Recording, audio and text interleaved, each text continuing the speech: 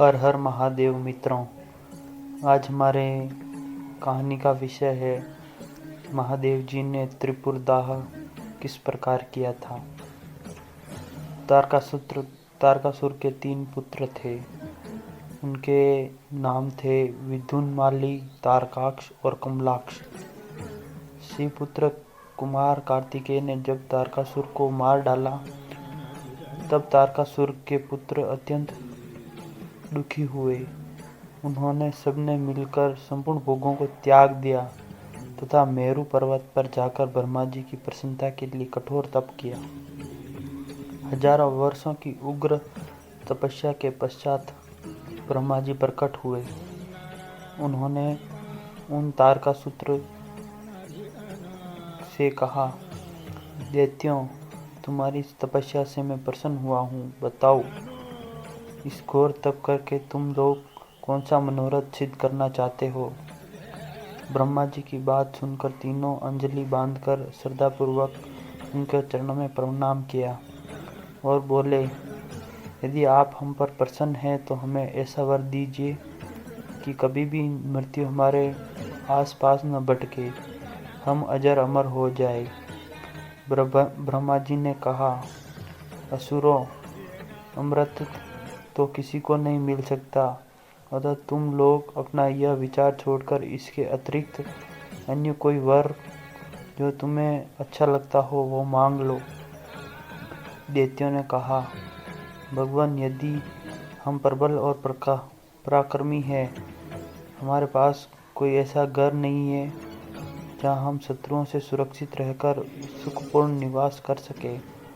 आप हमारे लिए ऐसे 3 नगरों का निर्माण करा दीजिए जो संपूर्ण शक्तियों से संपन्न हो तथा देवता भी जिनका भेदन नहीं कर सके।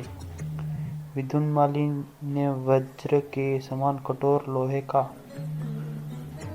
तारकाक्ष ने स्वर्णमय और कमलाक्ष ने चांदी के बने हुए अत्यंत विशाल नगर की याचना की। फिर उन्होंने कहा, हे ब्रह्मा, ये तीनों पूर्व मध्याह्न समय अभिजीत मुहूर्त में चंद्रमा के पुष्य नक्षत्र पर स्थित होने पर एक स्थान पर मिला करें और आकाश में नीले बादलों पर स्थित होकर ये क्रमशः एक के ऊपर एक रहते हुए लोगों की दृष्टि से ओझल रहे।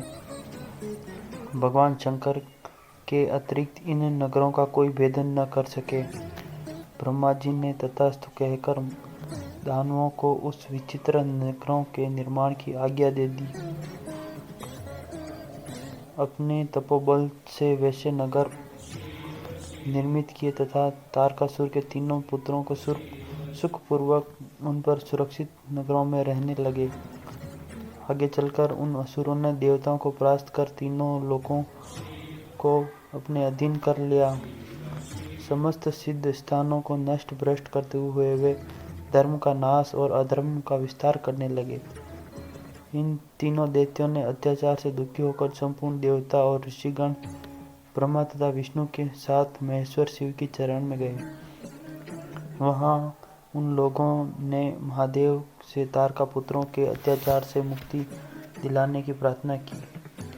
करुणा सागर शिव ने देवों को आश्वस्त करते हुए विश्वकर्मा से एक सर्वदेवमय दिव्य रथ निर्मित करवाया।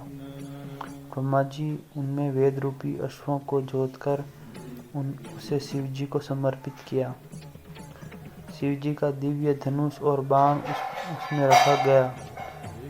वह रथ अनेक आश्चर्यों से युक्त था।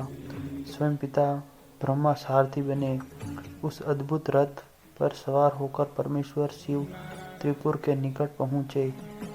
कालवश उन तीनों पूर्व एक सिद्ध में आ गए। शिवजी ने अपने दिव्य धनुष पर पाशुपास्त्र नामक बाण चढ़ा छोड़ दिया। उस समय अभिजीत मुहूर्त चल रहा था। देखते ही देखते त्रिपुर जलकर राख बन गया। देवता लोग भगवान महेश्वर की जय जयकार करने लगे। उस समय जो भी दैत्य शिव पूजा में तत्पर थे वे सब अगले जन्म में शिव गणों के अधिपति हुए। हर हर महादेव। इसी प्रकार की कहानियों से जुड़ने के लिए हमारे चैनल पर बने रहें।